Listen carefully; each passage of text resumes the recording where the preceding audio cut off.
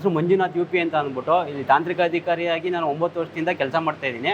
ಇವಾಗ pre pack ಬಂದು ಇಲ್ಲಿಗೆ 1.5 ವರ್ಷ ಆಗಿದೆ. ಇಲ್ಲಿ ಯಾವ ರೀತಿ ಪ್ಯಾಕೇಜಿಂಗ್ ಎಲ್ಲ ನಡೆಯುತ್ತೆ ಸರ್? ನಮ್ಮಲ್ಲಿ 4 ವೇರಿಯಂಟ್ ಪ್ಯಾಕ್ ಮಾಡ್ತೀವಿ. ಒಂದು ಟೋನ್ ಮಿಲ್ಕ್ ಅಂತ ಅಂದ್ಬಿಟ್ಟು, ಮತ್ತು ಇನ್ನೊಂದು ನಂದಿನಿ ಸ್ಪೆಷಲ್ ಮಿಲ್ಕ್ ಅಂತ ಅಂದ್ಬಿಟ್ಟು, ಒಂದು ಶುಭಮ್ ಮತ್ತು ಇನ್ನೊಂದು SCM.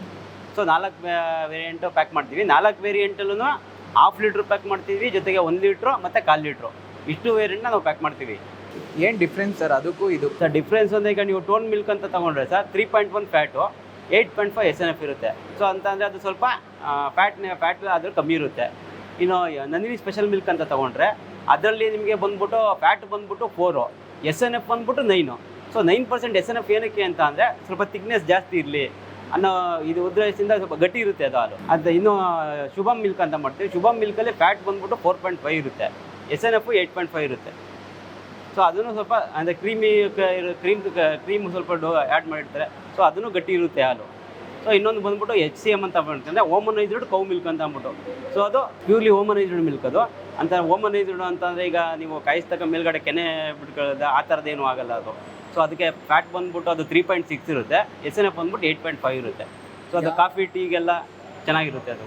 ಯಾವ ರೀತಿ ನಿಮ್ಮ ಪ್ರೊಸೆಸ್ ಸ್ಟಾರ್ಟ್ ಆಗುತ್ತೆ ಸರ್? ಪ್ಯಾಕೇಜಿಂಗ್ ಪ್ರೊಸೆಸ್ ಯಾವ ರೀತಿ ಸ್ಟಾರ್ಟ್ ಆಗುತ್ತೆ? ಪ್ಯಾಕೇಜಿಂಗ್ ಪ್ರೊಸೆಸ್ಸು ಅಂತಂದರೆ ನಮಗೆ ಮಾರ್ಕೆಟಿಂಗ್ ಗಾಡಿಗಳು ಡಿಸ್ಪ್ಯಾಚ್ ಖಾಲಿ ಕ್ರೇಟ್ಗಳನ್ನ ತಗೊಬರುತ್ತೆ. ಖಾಲಿ ಕ್ರೇಟ್ಗಳು ಬಂದಮೇಲೆ ಅದನ್ನು ಕ್ರೇಟ್ ವಾಷರ್ ಹತ್ರ ಕ್ರೇಟ್ ವಾಷಿಂಗ್ ಮಾಡಿಕೊಂಡು ಒಳಗಡೆ ಬಂದು ಅಲ್ಲಿ ನಾವು ಈಗ ಒಟ್ಟು ಒಂದು ಲೈನ್ಗೆ 3 ಮಿಷಿನ್ಗಳಿವೆ. ಸೊ ಅದೇ ಥರ ಒಟ್ಟು 4 ಲೈನ್ಗಳಿದೆ ನಮ್ಮಲ್ಲಿ. 4 ಲೈನಿಂದ ಒಟ್ಟು 25 ಹೆಡ್ ಬರುತ್ತೆ. 25 ಹೆಡ್ಗೂ ಒಂದು ಹೆಡ್ಗಳಲ್ಲಿ ½ ಲೀಟ್ರು ಈ ಥರ ಸೆಟ್ ಮಾಡಿ ನಾವು ಪ್ಯಾಕಿಂಗ್ ಮಾಡಿದಂಥದ್ದು ಇಲ್ಲಿ ತುಂಬಿ ಅದು ನೆಕ್ಸ್ಟ್ ಕೋಲ್ಡ್ ರೂಮ್ಗೆ ಹೋಗಿ ಕೋಲ್ಡ್ ರೂಮಿಂದ ಫೈನಲ್ ಆಗಿ ಡಿಸ್ಪ್ಯಾಚ್ ಆಗುತ್ತೆ. ಸಂಜೆ 4-4:15ಗೆ ಗಾಡಿಗೆ ಡಿಸ್ಪ್ಯಾಚ್ ಆಗುತ್ತೆ. ನಿಯರ್ಲಿ ನಾವು 3,90,000 ನಾವು ಪ್ಯಾಕ್ ಮಾಡ್ತಾ ಇದ್ದೀವಿ. ಅರೌಂಡ್ 4 ಲಕ್ಷ ಪ್ರತಿದಿನ ಎಲ್ಲ ವೇರಿಯಂಟು ಸೇರಿ 4 ಲಕ್ಷ ಪ್ಯಾಕ್ ಮಾಡ್ತಾ ಇದ್ದೀವಿ ನಾವು. ಸರ್ ಈ ಪ್ಯಾಕೇಜ್ ಮಾಡಬೇಕಾದ್ರೆ ಹಾಲು ಲೀಕೇಜ್ ಏನಾದರೂ ಆದರೆ ಅದನ್ನ ಏನು ಮಾಡ್ತೀರಾ ಸರ್? ಸರ್ ನಾವು ಪ್ಯಾಕೇಜ್ ಈಗ ಒಂದು ಕ್ರೇಟಲ್ಲಿ ಬಂದರೆ ಲೀಕೇಜು ಎಲ್ಲ ಪ್ಯಾಕೆಟ್ಸ್ಗಳು ಬರೋಲ್ಲ. ಕೆಲವೊಂದು ಪ್ಯಾಕೆಟ್ಗಳು ಲೀಕೇಜ್ ಬರುತ್ತೆ. ಆ ಲೀಕೇಜ್ ಬಂದಂಥ ಪ್ಯಾಕೆಟ್ನ ಸಪ್ರೇಟಾಗಿ ಒಬ್ಬರನ್ನಲ್ಲಿ ಬಿಟ್ಟು ಅದನ್ನು ಚೆನ್ನಾಗಿರೋ ಪ್ಯಾಕೆಟ್ನ ಲೀಕೇಜ್ನ ಸಗ್ರಿಗೇಟ್ ಮಾಡಿಸಿ ಅದನ್ನು ಅಲ್ಲಿ 4 ಲೈನಲ್ಲೂ ಲೀಕಿ ಪೋರ್ಟ್ ಟ್ಯಾಂಕ್ಗಳು ಅಂತ ಇದ್ದಾವೆ. ಸೊ ಅದಕ್ಕೆ ಕಟ್ ಓಪನ್ ಮಾಡಿಸಿ ಅದನ್ನು ನಾವು ಮತ್ತೆ ರಿಟರ್ನು LMP ಸೆಕ್ಷನ್ ಏನಿದೆ ಮೇಲ್ಗಡೆ ಅದಕ್ಕೆ ರಿಟರ್ನ್ ಕೊಡ್ತೀವಿ ನಾವು. ಸರ್ ವಿತೌಟ್ ಕೋಲ್ಡು ಎಷ್ಟು ಅವರ್ ಇದನ್ನು ಸ್ಟೋರೇಜ್ ಮಾಡ್ಕೊಬೋದು? Sir without cold 8 to 10 hours ಇಟ್ಕೋಬೋದು. ವಿತೌಟ್ ಕೋಲ್ಡು ಕಾಯಿಸಿ ಇಡ್ಬೋದು. ಕಾಯಿಸಿ ಅದನ್ನು ವಿತೌಟ್ ಕೋಲ್ಡು 8 to 10 ಅವರ್ಸು ಇಟ್ಕೋಬೋದು. With cold? Sir with cold self life ಇರೋದು 2 ದಿನ ಇರೋದ್ರಿಂದ ಸೊ 2 ದಿನ ನಾವು ವಿತ್ ಕೋಲ್ಡು 2 ದಿನ ನಾವು ನೀಟಾಗಿ ಇಟ್ಕೋಬೋದು, ಏನೂ ಆಗಲ್ಲ. ಮನ್ಮೂಲ್ ಬಗ್ಗೆ ಏನು ಹೇಳ್ತೀರಾ ಸರ್? ಸರ್ ಮನ್ಮೂಲ್ ಬಗ್ಗೆ ಏನು ಹೇಳ್ಬೇಕು ಅಂತಂದರೆ ಸರ್ ಕ್ವಾಲಿಟಿಗೆ ಇನ್ನೊಂದು ಹೆಸರು ಮನ್ಮೂಲು. ಒಳ್ಳೆ ಕ್ವಾಲಿಟಿ ಕೊಡ್ತಾ ಇದ್ದೀವಿ. ಮತ್ತು ಹೋದ ವರ್ಷಕ್ಕಿಂತ ಈ ಸರಿ ನಮ್ಮದು ಇಂಕ್ರೀಸು ಜಾಸ್ತಿ ಆಗಿದೆ. ಸೊ ಹಾಲು ಹೋದ ಸರಿ ಎಲ್ಲ 370-390 ತನಕ ಹೋಗ್ತದೆ. ಈ ಸರಿ 4 ಲಕ್ಷನೂ ರೀಚ್ ಆಗಿದ್ದೀವಿ. ಸೊ ರೆಗ್ಯುಲರ್ ಆಗಿ ಮಿನಿಮಮ್ ಇಲ್ಲ ಅಂದರೂ 395 ಮೇಲೆ ರೀಚ್ ಆಗ್ತಾ ಇದ್ದೀವಿ. ಸೊ ಎವ್ರಿ ಇಯರ್ ನಾವು ಗ್ರೋತ್ ಆಗ್ತಾನೆ ಹೋಗ್ತಾ ಇದ್ದೀವಿ.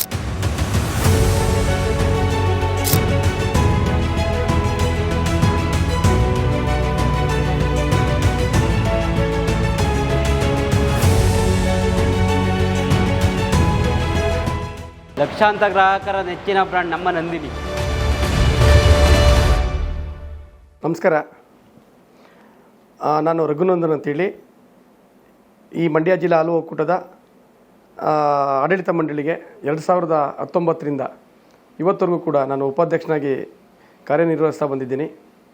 ಇವತ್ತು ಈ ಮಂಡ್ಯ ಜಿಲ್ಲಾ ಹಾಲು ಒಕ್ಕೂಟ ಏತಕ್ಕೆ ಇಡೀ ಕರ್ನಾಟಕದಲ್ಲಿ ಬೇರೆ ಒಕ್ಕೂಟಕ್ಕೆ ಹೋಲಿಸಿದರೆ ವಿಶೇಷ ಅಂದರೆ ಇದು ಇಡೀ ಕರ್ನಾಟಕದಲ್ಲಿ ಇರುವಂಥ ಪ್ರಾಡಕ್ಟ್ ಡೈರಿಗಳಲ್ಲಿ ಇದು 2ನೇ ಡೈರಿ. ಯಾವುದೇ ಒಂದು ಉತ್ಪನ್ನಗಳನ್ನ ಮಾಡೋದಕ್ಕೆ ಒಂದು ಅವಕಾಶ ಸಿಕ್ಕಿರುವಂಥ ಡೈರಿ.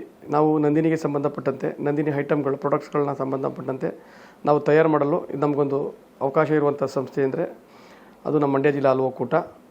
ಇವತ್ತು ಮಂಡ್ಯ ಜಿಲ್ಲಾ ಹಾಲು ಒಕ್ಕೂಟ ಇಡೀ ಮಂಡ್ಯ ಜಿಲ್ಲೆಯ ವ್ಯಾಪ್ತಿಯಲ್ಲಿ ಸಂಪೂರ್ಣ ಇರುವಂಥ ಎಲ್ಲ ಸಂಘಗಳನ್ನು ಒಳಗೊಂಡಂತೆ ಕಾರ್ಯನಿರ್ವಹಿಸ್ತಾ ಬಂದಿದ್ದೀವಿ. ಇಡೀ ಕರ್ನಾಟಕದಲ್ಲಿ ಇವತ್ತು ಮಂಡ್ಯ ಜಿಲ್ಲಾ ಹಾಲು ಒಕ್ಕೂಟ ಅತಿ ದೊಡ್ಡ 3ನೇ ಒಕ್ಕೂಟವಾಗಿ ಕಾರ್ಯನಿರ್ವಹಿಸ್ತಾ ಬಂದಿದೆ. ಇವತ್ತು ಕ್ವಾಲಿಟಿಲೂ ಕೂಡ ಇಡೀ ಕರ್ನಾಟಕದಲ್ಲಿ ನಾವು 2 ಅಥವಾ 3ನೇ ಸ್ಥಾನದಲ್ಲಿದ್ದೀವಿ. ಇವತ್ತು ನಮ್ಮ ಮಂಡ್ಯ ಜಿಲ್ಲಾ ಹಾಲು ಒಕ್ಕೂಟದ ವ್ಯಾಪ್ತಿಯಲ್ಲಿ 1293 ಸಂಘಗಳು, ಪ್ರಾಥಮಿಕ ಹಾಲು ಉತ್ಪಾದಕರ ಸಹಕಾರ ಸಂಘಗಳಿವೆ. ಅದರಲ್ಲಿ ಮಹಿಳಾ ಸಂಘಗಳು 579 ಮಹಿಳಾ ಸಂಘಗಳಿವೆ. ಉಳಿಕೆ ಸಂಘಗಳು ಜನರಲ್ ಸಂಘಗಳಿವೆ. ನಮ್ಮ ಇಡೀ ಜಿಲ್ಲೆಯಲ್ಲಿ 272 BMC ಕೇಂದ್ರಗಳಿವೆ. ತಮಗೆಲ್ಲ ಗೊತ್ತಿರೋ ಹಾಗೆ BMC ಕೇಂದ್ರಗಳು ಅಂದರೆ ಒಂದು 5-6 ಕ್ಲಸ್ಟರ್ ಸಂಘಗಳನ್ನ ಸೇರಿಸಿ ಆ ಹಾಲನ್ನು ಒಂದು ಕಡೆ ಸ್ಟೋರೇಜ್ ಮಾಡಿ ಅಂತಿಮವಾಗಿ ಆ ಹಾಲು ಕೆಡದಾಗೆ ಒಂದು BMC ಸಂಘದಲ್ಲಿ ಸ್ಟೋರೇಜ್ ಮಾಡಿರೋ ತಂದು ಮೈನ್ ಡೈರಿಗೆ ನಾನು ಸಪ್ಲೈ ಮಾಡಿಸ್ಕೊಳ್ತೀವಿ. ಅದಕ್ಕೋಸ್ಕರ BMC ಸಂಘಗಳನ್ನ ನಾವು NDDB ಅವರ ಸಹಯೋಗದಿಂದ ಒಟ್ಟು ಇಡೀ ಜಿಲ್ಲೆಯಲ್ಲಿ 272 BMC ಕೇಂದ್ರಗಳನ್ನ ಸ್ಥಾಪನೆ ಮಾಡಿದ್ದೀವಿ.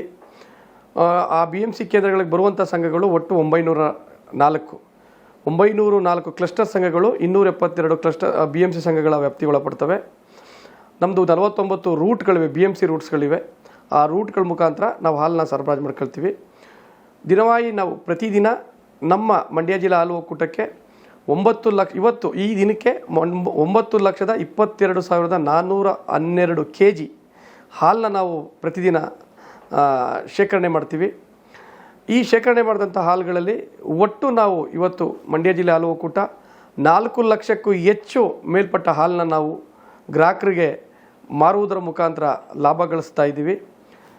ಅದಲ್ಲದೆ ಉಳಿಕೆ ಬರುವಂಥದ್ದು ಪ್ರಾಡಕ್ಟ್ಗಳನ್ನ ನಾವು ಉತ್ಪಾದನೆ ಮಾಡ್ತಾಯಿದ್ದೀವಿ.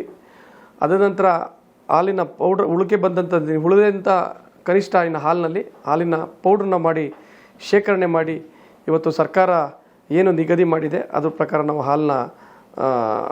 ಹಾಲಿನ ಪೌಡ್ರನ್ನ ನಾವು ಬೇರೆ ಬೇರೆ ಇದಕ್ಕೆ ಶಾಲೆಗಳಿರ್ಬೋದು, ಬೇರೆ ಬೇರೆ ಇತರೆ ಕ್ಷೀರಭಾಗ್ಯ ಯೋಜನೆಯಡಿ ನಾವು ಅದನ್ನು ಉಪಯೋಗಿಸ್ತಾ ಬಂದಿದ್ದೀವಿ. ಇವತ್ತು ಮಂಡ್ಯ ಜಿಲ್ಲಾ ಹಾಲು ಒಕ್ಕೂಟ ಮೆಗಾ ಡೈರಿ ಅಂತೇಳಿ ಒಂದು ದೊಡ್ಡ ಪ್ರಾಜೆಕ್ಟ್ನ ನಾವು 2022ರಲ್ಲಿ ಅದನ್ನು ನಾವು ಉದ್ಘಾಟನೆ ಮಾಡಿದ್ದೀವಿ. ಈ ಮೆಗಾ ಡೈರಿ ಮಾಡಿದಂಥ ಒಂದು ಏನಂದರೆ ಟೋಟಲ್ ಎಲ್ಲ ಕಂಪ್ಯೂಟರೈಸೇಷನ್ನು. ಇವತ್ತು ನಾವು ಅಮೂಲ್ ಆನಂದಲ್ಲಿ ಏನಿದೆ ಡೈರಿ, ಆ ಥರ ಒಂದು ಡೈರಿಯ ವಿನೂತನವಾದ ಡೈರಿನ ಇವತ್ತು ನಮ್ಮ ಮಂಡ್ಯ ಜಿಲ್ಲಾ ಹಾಲು ಒಕ್ಕೂಟದಲ್ಲಿ ಮೆಗಾ ಡೈರಿ ಪ್ರಾರಂಭ ಮಾಡಿದ್ದೀವಿ. ಇದರ ಖರ್ಚೆ ಇವತ್ತು 285 ಕೋಟಿಯ ಖರ್ಚನ್ನು ನಾವು ವ್ಯಯ ಮಾಡಿ ಒಂದು ಅದ್ಭುತವಾದ ಒಂದು ಮೆಗಾ ಡೈರಿ ಮಾಡಿದ್ದೀವಿ. ಆ ಮೆಗಾ ಡೈರಿಯಿಂದ ಹೆಚ್ಚು ನಮ್ಮ ರೈತರಿಗೆ ಲಾಭವಾಗುತ್ತೆ. ಏಕೆಂದರೆ ಮ್ಯಾನ್ಯುವಲಾಗಿ ಮಾಡ್ತಿದ್ದಂಥ ಕೆಲಸದಲ್ಲಿ ಹೆಚ್ಚು ತೊಡಗಿಸ್ತಿದ್ದಾಗ ಖರ್ಚು ಜಾಸ್ತಿ ಇತ್ತು. ಇವತ್ತು ಕಂಪ್ಯೂಟೇಷನ್ ಆಗಿರುವಂಥ ಒಂದು ಮೆಗಾ ಡೈರಿ ಆದಮೇಲೆ ಹೆಚ್ಚು ಲಾಭನ ನಾವು ಗಳಿಸುವಂಥ ನಿಟ್ಟಿನಲ್ಲಿ ನಾವು ಹೆಜ್ಜೆ ಆಗ್ತಾ ಹೋಗ್ತಾ ಇದ್ದೀವಿ. ಇವತ್ತು ಮಂಡ್ಯ ಜಿಲ್ಲಾ ಹಾಲು ಒಕ್ಕೂಟ ರೈತರಿಗಿರ್ಬೋದು, ಪ್ರಾಥಮಿಕ ಸಂಘಗಳಲ್ಲಿ ಕೆಲಸ ಮಾಡುವಂಥ ನೌಕರರುಗಳಿಗಿರ್ಬೋದು ನಾನಾ ಯೋಜನೆಗಳ ಕೊಡ್ತಾ ಬಂದಿದ್ದೀವಿ. ಇವತ್ತು ಹಾಲು ಸರಬರಾಜು ಮಾಡುವಂಥ ಉತ್ಪಾದಕರು ಅಂದರೆ ರೈತರುಗಳಿಗೆ ನಾವು ವರ್ಷದಲ್ಲಿ ಇವತ್ತು 25,000ರಿಂದ 30,000 ಮ್ಯಾಟ್ಗಳನ್ನ ನಾವು ಸಬ್ಸಿಡಿಲಿ ವಿತರಣೆ ಮಾಡ್ತಾಯಿದ್ದೀವಿ. ಹಾಲು ಕರೆಯುವ ಯಂತ್ರಗಳನ್ನ ನಾವು ವಿತರಣೆ ಮಾಡ್ತಾಯಿದ್ದೀವಿ. ಹುಲ್ ಕಟ್ ಮಾಡುವಂಥ ಯಂತ್ರಗಳನ್ನ ವಿತರಣೆ ಮಾಡ್ತಾ ಬಂದಿದ್ದೀವಿ. ಅದ ನಂತರ ನಾವು ಇವತ್ತು 1 ಲಕ್ಷಕ್ಕೂ ಮೇಲ್ಪಟ್ಟ ರಾಷ್ಟ್ರಗಳಿಗೆ ಪ್ರತಿ ವರ್ಷ 10 ಕೋಟಿನ ನಿಯೋಗ ಮಾಡಿ ನಾವು ಇನ್ಸೂರೆನ್ಸ್ ಕೊಡ್ತಾ ಬಂದಿದ್ದೀವಿ. ಉತ್ಪಾದಕರು ಕೂಡ ಗುಂಪು ವಿಮಾ ಯೋಜನೆ ಅಂತೇಳಿ ಆ ಇನ್ಸೂರೆನ್ಸ್ ಕೂಡ ಮಾಡಿಸ್ತಾ ಬಂದಿದ್ದೀವಿ. ಇವತ್ತು NDDB ಅವರ ಸಹಯೋಗದಿಂದ ಇಡೀ ನಮ್ಮ ಮಂಡ್ಯ ಜಿಲ್ಲಾ ಹಾಲು ಒಕ್ಕೂಟದಲ್ಲಿ ಇರುವಂಥ 1293 ಸಂಘಗಳಿಗೆ ಕಂಪ್ಯೂಟರೈಸೇಷನ್ ಅಂದರೆ ಟೋಟಲ್ಲು ಅಲ್ಲಿ ಏನು ಮಾಡ್ತಾನೆ ಯಾವುದೇ ಥರದ ಮ್ಯಾನ್ಯುವಲಾಗಿ ಯಾವುದೇ ಕೆಲಸ ಮಾಡಬಾರ್ದು, ಎಲ್ಲ ಕಂಪ್ಯೂಟರ್ ಸಿಸ್ಟಮ್ ಮಾಡಬೇಕು ಅಂತೇಳಿ ಆ ಸಿಸ್ಟಮ್ಗಳನ್ನ ಕೂಡ ಅಳವಡಿಕೆ ಮಾಡ್ತಾ ಬಂದಿದ್ದೀವಿ. ಇವತ್ತು ಮಂಡ್ಯ ಜಿಲ್ಲಾ ಹಾಲು ಒಕ್ಕೂಟ ಪ್ರಗತಿಯತ್ತ ಸಾಗ್ತಾ ಬಂದಿದೆ. ಇವತ್ತು ಯಾವುದೇ ವಿಚಾರ ಅಂತ ಬಂದರೂ ಕೂಡ, ಇವತ್ತು ರೈತರಿಗೆ ಯಾವುದೇ ಸಮಸ್ಯೆಗಳು ಬಂದರೂ ಕೂಡ ಇವತ್ತು ಮಂಡ್ಯ ಜಿಲ್ಲಾ ಹಾಲು ಒಕ್ಕೂಟ ಅವರ ಪರವಾಗಿ ನಿಂತಿದೆ. ಇವತ್ತು ಒಂದು ಹೈಟೆಕ್ ಆಗಿ KR-ಪೇಟೆಯಲ್ಲಿ ಮೊದಲೇ ಆಲ್ರೆಡಿ ಒಂದು KR-ಪೇಟೆಯಲ್ಲಿ ಒಂದು ಶಿಥಿಲ ಕೇಂದ್ರ ಇತ್ತು, ಹಾಲಿನ ಸಂಸ್ಕರಣಾ ಶಿಥಿಲ ಕೇಂದ್ರ ಇತ್ತು. ಈಗ ಅದನ್ನು ಹೈಟೆಕ್ ಆಗಿ ಮಾಡಬೇಕು ಅಂತೇಳಿ ಒಂದು ಪ್ರಾಜೆಕ್ಟ್ನ ನಾವು ಇದು ಮಾಡಿದ್ದೀವಿ. ಹಾಗೆ ನಾನಾ ಯೋಜನೆಗಳನ್ನ ನಾವು ವರ್ಷ ಪೂರ್ತಿ ಮಾಡ್ತಾ ಬಂದಿದ್ದೀವಿ. ಇದರಿಂದ ರೈತರಿಗೆ ಒಂದು ಅನುಕೂಲ ಆಗ್ತಾ ಬಂದಿದೆ. ಗ್ರಾಹಕರಿಗೂ ಕೂಡ ಇವತ್ತು ಪ್ರತಿನಿತ್ಯ ನಮ್ಮ ಹಾಲನ್ನ ಮಾರಾಟ ಮಾಡುವಂಥ ನಮ್ಮ ಪಾರ್ಲರ್ಸ್ಗಳಿರ್ಬೋದು, ಶಾಪ್ಸ್ಗಳಿರ್ಬೋದು, ನಮ್ಮದು ಔಟ್ಲೆಟ್ ಇರ್ಬೋದು, ಅಂಥವ್ರಿಗೆ ಪ್ರೋತ್ಸಾಹ ಮಾಡಬೇಕು ಅಂತೇಳಿ ಪ್ರತಿ ವರ್ಷ ಅಂಥವ್ರಿಗೆ ಕನಿಷ್ಠವಾಗಿ ಇಷ್ಟು ಸರಬರಾಜು ಮಾಡಿದವ್ರಿಗೆ ಇಷ್ಟು ಅಮೌಂಟ್ನ ಕೊಡಬೇಕು ಅಂತ ಒಂದು ನಿಗದಿ ಮಾಡಿದ್ದೀವಿ. ಅದಲ್ಲದೆ ಅವ್ರಿಗೆ ಕಮಿಷನ್ ಕೂಡ ಕೊಡ್ತಾಯಿದ್ದೀವಿ. ಅವ್ರಿಗೆ ಮೂಲಭೂತವಾಗಿ ಏನೇನು ಬೇಕೋ ಅದೆಲ್ಲ ಕೊಡ್ತಾಯಿದ್ದೀವಿ. ಅಲ್ಲಿ ಮಾರುವಂಥ ನಮ್ಮ ಏಜೆಂಟ್ಗಳೇನಿದ್ದಾರೆ ಅವ್ರಿಗೆ ಇನ್ಸೂರೆನ್ಸ್ ಕೂಡ ಮಾಡಿಸ್ಬೇಕು, ಅವ್ರು ನಂಬಿದ್ದಾರೆ ಅಂತೇಳಿ ಅವ್ರಿಗೆ ಇನ್ಸೂರೆನ್ಸ್ ಕೂಡ ಮಾಡ್ಸೋಕ್ಕೆ ನಾವು ಒಂದು ಕಾರ್ಯರೂಪಕ್ಕೆ ತರಲು ನಾವು ಕಾರ್ಯಮುಖರಾಗಿದ್ದೀವಿ. ಎಲ್ಲ ದೃಷ್ಟಿಯಿಂದ ಕೂಡ ಮಂಡ್ಯ ಜಿಲ್ಲೆ ಒಕ್ಕೂಟ ಬೇರೆ ಒಕ್ಕೂಟಕ್ಕೆ ಹೋಲಿಸ್ಕೊಂಡ್ರೆ ಒಂದು ಉನ್ನತ ಸ್ಥಾನದಲ್ಲಿ ಇದೆ ಅಂತ ಹೇಳಕ್ಕೆ ನಾನು ಬಯಸ್ತೀನಿ. ಅನ್ನ ಕೊಡುವ ದಾತ